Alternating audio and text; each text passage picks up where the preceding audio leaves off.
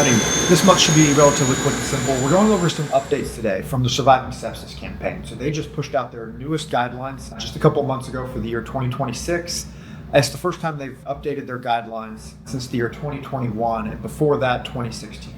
So they're on an every 5-year cycle right now or so of updating their guidelines and their recommendations for best practices of managing sepsis. There haven't been a lot of drastic changes from the 2021 recommendations, and we also did a video about a year and a half ago, maybe at the end of 2024, regarding the 2021 edition of Surviving Sepsis. So even then, we discussed some of the changes that have occurred over the last decade or so, moving away from the initial dogmas that we held, what we thought was correct with managing sepsis. 2026 kind of reaffirms the decisions that they made in 2021 with only a few minor caveats or changes. Now, one major change that did occur, one of the newest updates with the 2026 edition of Surviving Sepsis Campaign, is that they, for the first time, have acknowledged the pre-hospital environment and provided not an in-depth or not an expansive discussion on our role in the management of the septic patient, but they did address it for the very first time in any of their guidelines thus far. Two of the changes, and really the two big things that they discussed for the pre-hospital environment, is using a standardized screening tool. So something like a NEWS or a MUSE or the older qSOFA scoring systems for tiering and stratifying septic patients and for helping to identify sepsis to begin with. And then the second thing that the Surviving Sepsis Campaign really targeted for pre-hospital world was they started to discuss and look into the role of pre-hospital antibiotics. We're going to talk about pre-hospital antibiotics a little bit more here in a second. But first and foremost, I just want to kind of discuss what the overarching themes were of the changes that the Surviving Sepsis Campaign made from 2021 to 2026. Really what they're continuing to do is they are moving away from what they're calling early goal-directed therapy. So starting in 2009 and then in 2016 with their updates, it was kind of all the rage to trend lactates, trend central venous oxygen saturations, SVO2s, get all of these numbers, all of these labs, all of these measurables, and try and normalize those. So it was getting the lactate below 2. It comes in, they're above 4, my gosh, it's 14, let's get it below 2 as fast as possible. Or if their SVO2 is below 70%, okay, well, we need to start dobutamine, or we need to give them blood products, was a common treatment modality for a while. Or, oh my gosh, their CVP is 3, we need to get it to 8 to 12 or higher. It really took medicine as a whole down this pathway of treating monitors, treating numbers, and not treating the patient. Starting in 2021 and continuing on now is a trend of moving away from what they're calling goal-directed therapy and treating numbers, and moving towards treating a few numbers, the things that still matter, like a mean arterial pressure or maybe a GCS, but getting away from these smaller, more minute numbers and just treating every patient individually instead of just chasing things. They do also continue to escalate the recommendations for and push for earlier and earlier antibiotics, and even earlier and earlier vasopressor administration, depending on the severity of shock and how hypotensive that patient is. Let's get into some other things that have changed, and this is something that does affect us in the pre-hospital environment, is they really want to start seeing a similar activation process to where we fly in stroke or a trauma or a STEMI and we activate, right? They want to start seeing the collaborations between pre-hospital and hospital for, hey, I have a code sepsis, or the terminology that they recommend here is definite sepsis, probable sepsis, possible sepsis, and unlikely sepsis. All right, so there's 4 different things. None of those things I would at least personally and anecdotally say are super urgent, at least in this moment, to hone in on, to focus in on. What they have found, and the reason they're making this recommendation, is that early warning before we arrive at the hospital of a septic patient arriving is just going to improve patient outcomes and prepare the receiving facility to accept and be ready for whatever they need to do per their protocols and per their processes for this patient when we walk in the door. Hopefully just not delaying any care. So the scoring systems that Surviving Sepsis Campaign evaluated, there was a few of them. It used to be something called the qSOFA, which is the sequential organ failure assessment. That is an assessment tool, kind of a diagnostic predictor, if you will, that has been around for a pretty significant amount of time and has been used for a very long time in evaluating how sick a patient is, basically evaluating how many of their organs are failing, and then using that metric to give a prognosis or a prediction of how sick they are and how aggressively we need to be treating them before they progress any further. They evaluated a few others, I want to say about 4 others, during the last 5 years of prepping for the 2026 edition of their guidelines. And the one that in the literature, when they performed their literature review, they found was the most successful for the pre-hospital environment and for pre-hospital notification of the hospital is something called the NEWS score. So that's the National Early Warning System 2. So it's the NEWS 2. Apparently that was the first one. The NEWS 2 is the one they recommend that we use the most. Any nurses listening that have worked in the hospital most likely are familiar with the MUSE score, the modified early warning system that is now built into Epic and built into pretty much every charting software to perform automatic triggering and alerts for a possible septic patient. This is a very similar scoring system. So the NEWS 2 is going to evaluate a few things. We'll put it up on the screen here.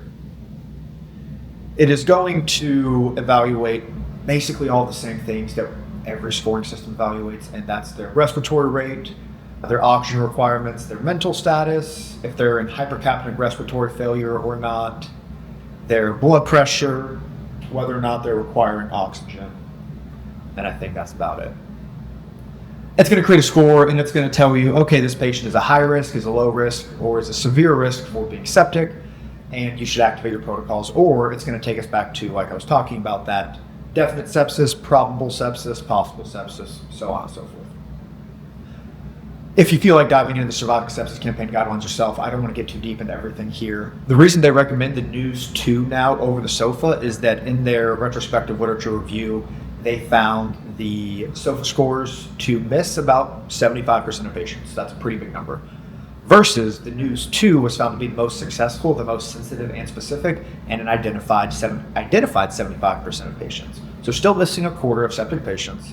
And I think that's a really key hallmark here and a reason why Surviving Sepsis campaigns in general, they keep de-escalating all their recommendations and saying, I don't know, you choose whatever the patient in front of you needs. Because sepsis is a very non-homogeneous, a very heterogeneous disease process where there's a lot of things going on. It can be a lot of different organ systems that are involved, and you just can't have straightforward guidelines like we originally thought 10, 15 years ago for every single patient. Next up is the recommendation for antibiotics. As they continue to de-escalate things, this is the one thing they continue to escalate to more and more importance as more and more research comes out on it, and that is the role of early antibiotics. So different EMS agencies carry antibiotics. Some carry, for example, ANSEF only for its use in trauma. ANSEF is going to be very effective and very useful for treating gram-positive bacteria that are often present on the skin and that then enter the body when there is an open trauma, right? Whether it's penetrating GSW to the abdomen or an open femur fracture, right? There are then also some EMS agencies that will carry a more broad antibiotic such as cefepime. And in those cases, that would be an appropriate medication to use for a septic patient. And of course, there are EMS agencies that do not carry antibiotics at all, right? So hopefully as this data comes out, as recommendations are made, more EMS agencies will look at and reevaluate the role of pre-hospital antibiotics in the septic patient. Of course, in the septic patient, it's also very important to get blood cultures, right? It's very important to actually know exactly which bacteria, which bug it is that is causing septic inflammation and the septic shock so that we can target our antibiotics very specifically at that one bacteria, at that one bug, rather than just treating them with broad spectrum for the entire course of their stay. Now, naturally, it follows that if we initiate antibiotics in the pre-hospital environment, that is going to contaminate and lessen the value of blood cultures later on down the road. So the Surviving Sepsis Campaign, of course, acknowledges this and recognizes this, because that is kind of the central debate of doing pre-hospital antibiotics is, okay, well, then should we be drawing blood cultures in the field as well? And then how sterile are we going to keep those? Are we going to do that well? How do we keep everything at the right temperature and everything? It's logistically a problem, right? So the recommendation, of course, was at all times, if feasible, collect blood cultures before you give pre-hospital antibiotics, before you give antibiotics in general, in hospital, out of hospital.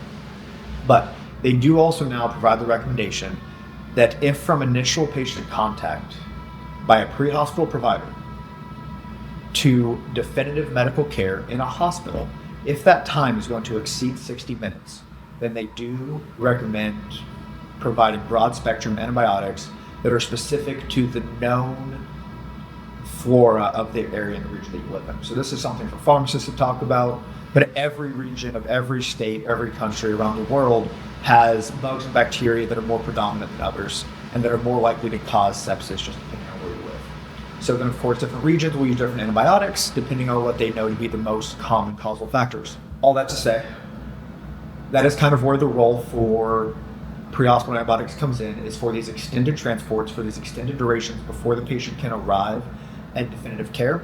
But it's not just a septic patient. Their criteria are having a pretty definitive, via the NEWS2 score, diagnosis of sepsis, where it's pretty much nothing else. You have to have a greater than 60-minute transport time to a facility that can fully take care of them. And you also have to have a hypotensive patient, because they found that those that are already in the shock state are the ones that are going to be most likely to benefit from the early antibiotics, rather than those that are still natively maintaining their own blood pressure and perfusing adequately. So you have to be hypotensive, definitive sepsis, and long transport times is when we in a pre-hospital environment should be considering pre-hospital antibiotics.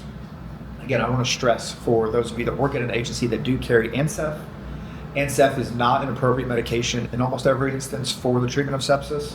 So if that is all that you have and you're listening to this, then ANSEF is not going to be the answer.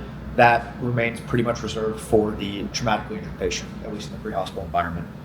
Final thing about antibiotics is we also just want to stress the importance of, if this is an interfacility transport that you're running, you're picking up a patient with septic shock from a small hospital and taking them to a big hospital. This could be one of those situations where if the physician's order or the provider has ordered antibiotics for the patient you're about to pick up and they haven't arrived from pharmacy yet, and you have them on your monitor, the patient's on your stretcher, and you're ready to go, and you're just ready to get out of the hospital, and get to the helicopter, get to the ambulance, and get to the big hospital that you're going to, ask the pharmacist, ask the nurse, ask whoever it is that's near you that can provide you with an answer, hey, how long is it going to take for the cefepime or the Zosyn or whatever they've ordered to arrive from pharmacy? Because again, just because they've already entered a hospital, that 60 minutes from initial contact, that doesn't go away, right? It's just like anything else, whether it's door balloon times with a STEMI or the TPA window for a stroke, right? Getting antibiotics on these patients very early is very crucial to their mortality. That's one of the biggest updates that we've seen with Surviving Sepsis Campaign, is really pushing for very early and aggressive antibiotic timing, of course, after blood cultures if feasible. So if you have the opportunity, if it's feasible, if the patient on your stretcher is stable, it would be prudent in some instances to wait for those antibiotics to arrive and start them on your IV pump as soon as possible. Also, there's been push now towards anytime a beta-lactam antibiotic is being utilized, the push now is for a loading dose followed by continuous infusions, as opposed to what some of the nurses might be familiar with is every 4-hour, 30-minute boluses. In the hospital it used to be every 4 hours I'm going to give this antibiotic, it's going to go over 30 minutes. So that means for 30 minutes out of every 4 hours, there's an antibiotic running. The recommendation now, again, from Surviving Sepsis is for continuous infusions to maintain steady state plasma levels. With those steady state plasma levels of antibiotics, the pharmacodynamics just work better, and they have found that the antibiotic is most likely going to be more effective in treating the underlying infection that's causing the sepsis. Also, we all know that there's logistical challenges to the job that we do, right? And maybe we get told they're only on one infusion, so only bring in one, or maybe we're of the mindset that, it's a short flight, the antibiotics can be paused for 15 minutes, whatever have you, whatever mindset, whatever logistical challenges you find yourself facing. I would really like to stress the importance of actually continuing these antibiotics in the severely sick septic shock patient.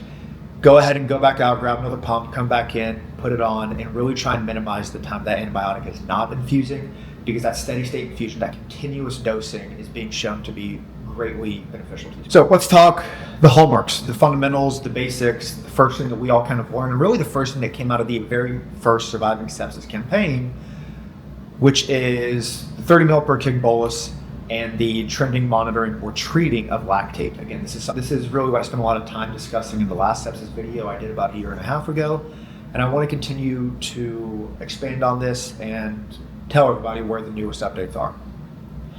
Newest updates, basically, first it's important to understand where the 30 mils per kg came from.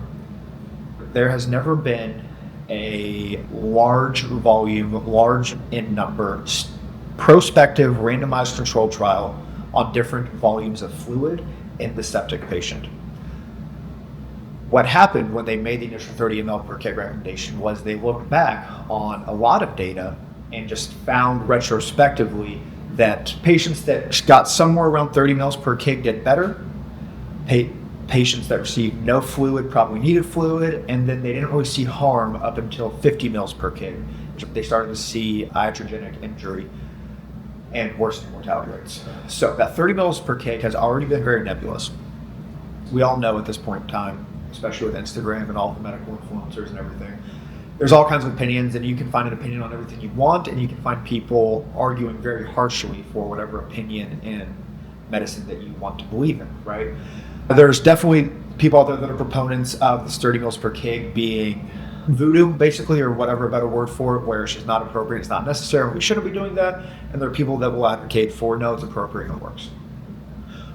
What Surviving Sepsis Campaign came out is that they, and this is a quote, what they said was they can make a recommendation neither for a conservative or a liberal fluid resuscitation strategy. They continue to recommend 30 mils per kg as the initial bolus, but then they also recommend that initial bolus be individualized to the patient that's in front of you. So that's where it's important for us as clinicians to be able to look at the patient and assess, okay, well, they're septic. I know for a fact they're septic. Let's say we've diagnosed now, we figured that out. Are they volume down or are they not? Are they adequately resuscitated? Well, we haven't resuscitated them yet, but how is their volume status? And this is where the importance of, for example, the ultrasound comes in with performing the rush exam. They're hypotensive and they're septic. That doesn't necessarily mean that they're volume down. It might just mean that they're extremely vasoplegic and that their arteries are just very dilated, right? So performing that rapid ultrasound for shock and hypotension exam, the rush exam, taking a look at the IVC, taking a look at other measures to say, yes, this is a very volume overloaded, or this is a very volume down patient, or maybe they're euvolemic. Well, you can use that information to inform your decision making to say, okay, we are going to initiate this 30 ml per kg bolus, or maybe we're going to go straight to pressors, or maybe we're going to give a small volume of fluids and initiate pressors at the same time, which is a new recommendation, again, from Surviving Sepsis, that in the patient with shock, it is prudent to initiate fluids and initiate vasopressors concurrently at the same time. Then, let's say this is an interfacility transfer. You're picking up a septic patient and they've already received that initial 30 mLs per kg bolus from that sending hospital or from the initial EMS agency that picked them up. We come in, we pick them up, we say, well, they've already got fluid. At this point in time, the rush exam or any static measure of fluid volume is not adequate to determine if they need more volume. I'd say the third biggest recommendation that Surviving Sepsis made in the 2026 edition is the use of what they're calling dynamic measures over static measures. So static measures are going to be things like your CVP, for example, which is what we're kind of measuring or surrogating when we're looking at IVC collapsibility with ultrasound. So for determining fluid responsiveness in a patient that's already received the fluid bolus, they recommend looking at a lot of things, and a lot of those things aren't available to us in the pre-hospital environment. They require swans, pulmonary artery catheters, or advanced echocardiography, things that we can't really do in the environment that we work in. So the two things that they recommend that we do look at is the pulse pressure and actually the patient's cap refill. This is very, very new as well to 2026, is there's some really solid evidence for cap refill being a strong indicator of whether the patient needs fluids or not. What they recommend doing is performing a passive leg raise. So say your patient's sitting up semi-Fowlers in the bed with their feet flat in front of them. What you're going to want to do is lay the patient back and you're going to raise their legs up. What that's going to do is provide about 200-300 milliliters of blood return to the heart. And what we're measuring for fluid responsiveness is not actually if we need to fill the tank per se, but what we're trying to do is we're trying to increase cardiac output. So even just a small volume of 200 to 300 mLs with the passive leg raise in a fluid responsive patient is going to boost their cardiac output, and that subsequently is going to improve capillary refill and improve pulse pressure. You may not see an actual change in your mean arterial pressure, but you will, if they are fluid responsive, see a change in that difference between their systolic and their diastolic pressure. So you perform your passive leg raise, you hold the legs up for 10 to 20 seconds or so. Of course, you cycle a blood pressure beforehand, and you cycle a blood pressure afterhand. You also look at cap refill before and look at cap refill after. Of course, we're using non-invasive blood pressure cuffs.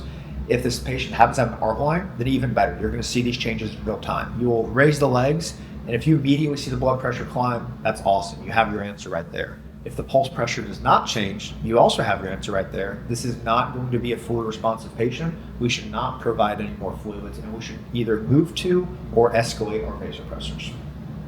Same thing with cap refill, and of course non-invasive blood pressure is going to be a little less accurate because we all know that blood pressure cuffs only measure MAP directly, and then they estimate systolic and diastolic based on what the heart rate is. That of course is going to introduce some variance into the pulse pressure that we don't really want, but it is the best thing that we have with the equipment that we are provided for, and it is still a validated means of assessing fluid responsiveness per surviving sepsis. So, all of that to say, there are recommendations for fluid resuscitation. At the initial bolus, they still say 30 mL per kg, but they also pretty much say, by all means, feel free to individualize that to the patient that's in front of you. It's not like a burn patient where it's a pretty hard and fast rule. It's, give the patient what they need. Then for the follow-up fluid, they say either conservative or liberal. We don't know. The data can't support either. Again, it's up to you. Do what's best for the patient that's in front of you. Last thing is the lactate. They continue to de-escalate the recommendation and the utility and the role of lactate monitoring, lactate treating. Really what they're saying is we should continue to trend and monitor the lactate in a patient in septic shock, but we should stop trying to treat it. The dogma for a long time was we are going to fluid resuscitate the patient until the lactate is less than 2. That was the standard practice for a very, very long time. They're moving away from that. We've been moving away from that for a long time now because lactate in and of itself is not harmful to the patient.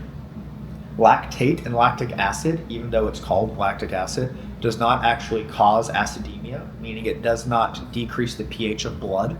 It's a different mechanism that happens in parallel to the formation of lactic acid that causes acidemia, but the presence of lactic acid does not cause acidosis or acidemia, okay?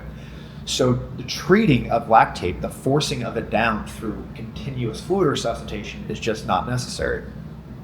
However, it is important to see that the number is going down. So they found the current recommendation is if your lactate is downtrending by about 10% every 2 hours, then that means that your treatment is effective and just keep doing whatever you're doing. Now that doesn't mean that if it's not, they need fluids. They may need more cardiac output, they may need more forward flow, they may need more vasopressors, more inotropes. They may need better oxygenation, they may need better vent management. The patient may need to be paralyzed to decrease their metabolic rate and their consumption of oxygen. There's a lot of things that go into the production of lactic acid, and it's not always about clearing it.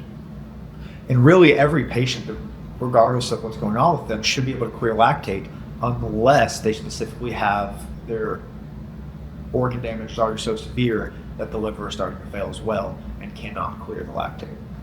So we want to monitor for lactate trending down because all that tells us is that our treatments are working, but we absolutely do not need to stress about getting it below a certain point. Next up, we're almost done here. This is not really a change, but something that I just want to continue to reiterate on, maybe just because I like talking about pharmacology, maybe because it's useful. You tell me, I don't know. And that's just the recommendation for drugs for vasopressors and inotropes in the use of septic shock. The first line continues to be and absolutely is norepinephrine. If you have the choice between norepinephrine and phenylephrine in a patient in septic shock that needs vasopressor support, your choice should always be norepinephrine, barring some contraindication that is very unique and specific to that one patient in front of you. Norepinephrine is by far and away the recommended drug in the treatment of septic shock, first line. Now, as you continue to be on escalating doses, as you continue to work your way up on that norepinephrine, and you're continuing to be hypotensive, you're still in shock, you're entering that refractory shock state, right? And then your second line drug, and this is as you get to remember the Surviving Sepsis Campaign is a bunch of nerds and ICU people and stuff, so they do everything weight-based. So they say once you start getting anywhere from 0.25 to 0.5 mics per kg per minute, then you should start considering a second line drug. In a 100 kilo patient, if you don't like weight-based drugs, that means once your levo starts approaching 25 mics a minute, you need to start considering another drug. Now, in the case of those of you that do carry vasopressin is the recommended second agent, second line drug. That's for a couple of reasons. One, it works on completely different receptors in a completely different pathway from norepinephrine. Norepinephrine works on alpha and beta receptors, the catecholamines. Vasopressin works on the V receptors, V1, V2, V3. V1, specifically V1A, being the one that we care about for arterial vasoconstriction. Secondly, vasopressin works irrespective of arterial pH, arterial blood pH. So catecholamine drugs like dobutamine, neo, levo, epi, those start to fail and not work anymore the more acidotic a patient gets. So if you have an extremely acidotic patient and you start levo on them and their pH is 6.8, that levo is not even going to do anything. Vasopressin will work, especially in the septic patient. Vasopressin is a exogenous antidiuretic hormone. So we all make antidiuretic hormone in our bodies right now, and all of us have adequate amounts, hopefully, of it circulating. What happens in the septic patient is just like catecholamines, vasopressin stores get depleted.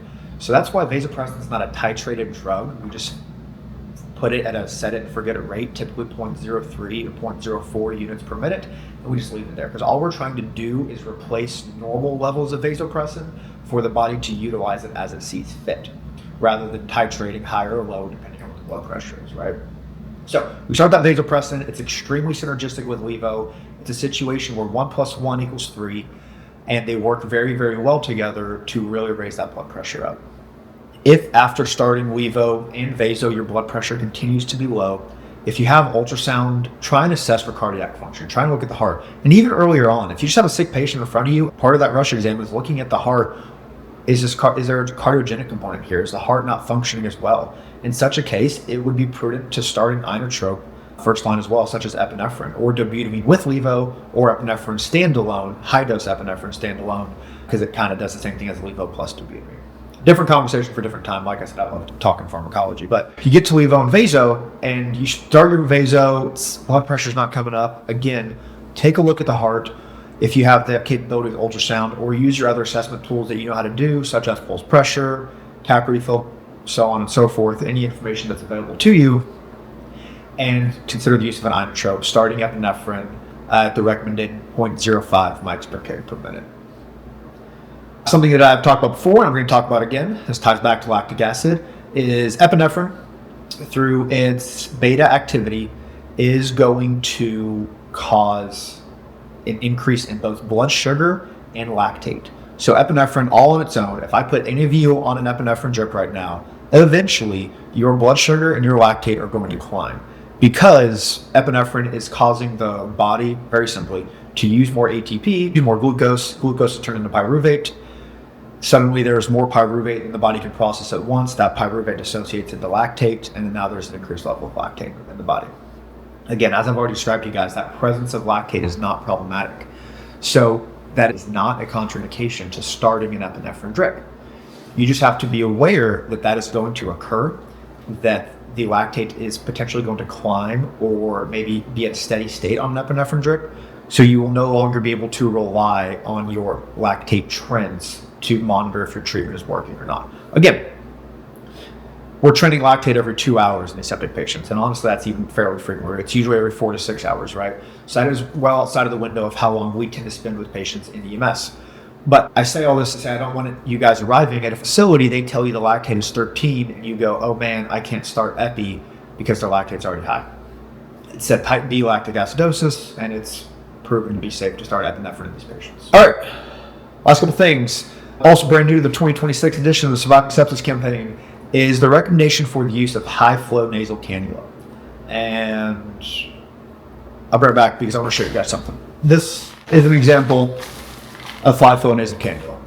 Big fat tubing with a very specialized type of cannula with very fat prongs that wraps around the face like this. All right. And I always say this for those of you that have never seen real high-flow nasal cannula, because when I entered EMS, I found that a lot of people would call just the standard nasal cannula high flow. And that makes sense because, as we know, or if you don't, I'll tell you now, the different types of nasal cannulas usually found on an ambulance, right?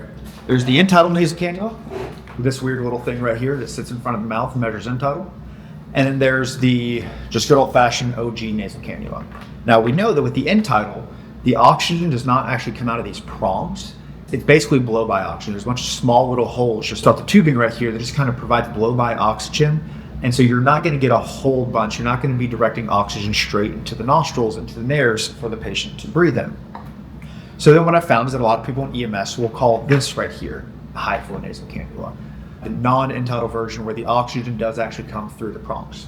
So I just want a couple definitions to fast clear things up. That when Surviving Sepsis Campaign talks high flow nasal cannula, they mean this big fancy thing right here. This flows at upwards of 60 liters a minute. And for those of you that don't know what I'm talking about, I've never seen this before, then that's cool, because it doesn't really apply to you. But this does apply because I know there are EMS agencies, ground 911 ambulance services, at least here in the state of Texas, that are starting to carry these on their ambulances, especially as more and more EMS agencies get the Hamilton T1 ventilator.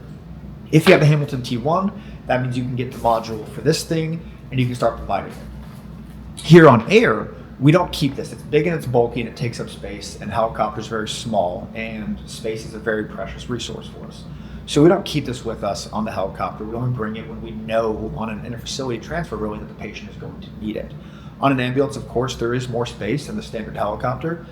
So if you work somewhere where you have this and you have it available to you at all times, then Surviving Sepsis Campaign 2026, trademark it, recommends the initiation of this over BiPAP or CPAP in the hypoxic septic patient. It does a very good and effective job at hopefully staving off preventing intubation and at providing adequate oxygenation. Of course, if the patient has an elevated work of breathing and they need help breathing and getting air in, that is of course going to be the role for BiPAP. This doesn't really support work of breathing. Some say it provides a little bit of PEEP 3 to 5, but it's nothing magical, right? It's not actually creating pressure, inspiratory and expiratory pressure. So patient has elevated work of breathing, of course, just continue BiPAP as well as been doing. But if you have the luxury, if you have the opportunity to carry this, how to recommend using it. Here at Care Flight 4, we often have patients brought straight to our base and for scene calls by the local ambulances, and then we'll take them from our hangar here to the hospital wherever we're going. So that means we've had the opportunity a few times here to actually initiate high flow nasal cannula on a scene call, which has been massively helpful. So those of you that have that luxury, whether you work on a helicopter or patients are brought directly to you, I would highly consider starting to use this on those scene calls, not just the interfacilities.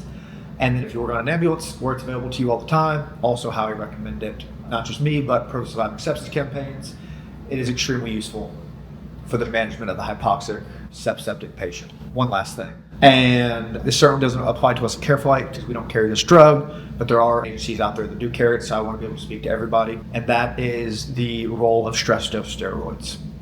So Surviving Sepsis Campaign continues to recommend the use of stress dose steroids, either hydrocortisone or fludrocortisone in the septic patient, with some studies suggesting fludrocortisone does better than hydrocortisone. This doesn't matter to any of us. My point here in saying this is that if you've heard of the idea, you read an article, you saw a cool Instagram post on the use of steroids in the septic patient and the shocky patient, I just want everybody here to understand that Decadron does not fall into that category of drugs that work for what we're describing here. There are two different types of steroids. Well, there's a lot of different types of steroids. There's anabolics, so testosterone, trenbolone, the fun stuff. But then there's the glucocorticoids, like Decadron, dexamethasone, and then there's the mineral corticoids, which is really what we want. What those mineral corticoid drugs here. So if you do carry hydrocortisone, then that's awesome. This is the role for drugs like that for those mineral corticoids. The glucocorticoids like dexamethasone, those are useful in your asthmas and whatever else have you that you all know and have in your protocols. So I just want to say that to be clear and to make sure that if anyone out there is thinking about using stress dose steroids, trying out something new, make sure you're using the right type and make sure you understand the pharmacology of how the drug they're giving works, because not all steroids are the same. I think that about wraps up everything I have for you guys. Hopefully this is relatively short. This was just intended to be updates for you guys. I hope in the future, in the next month or so, to sit down with a pharmacist at one of the local level and trauma centers to really discuss the role of pre-hospital antibiotics in a much more in-depth fashion, have a much better conversation about that. With that being said, I would appreciate you guys sitting here and listening to me, hanging out with me. I hope you all have a wonderful day, and we'll see you next time.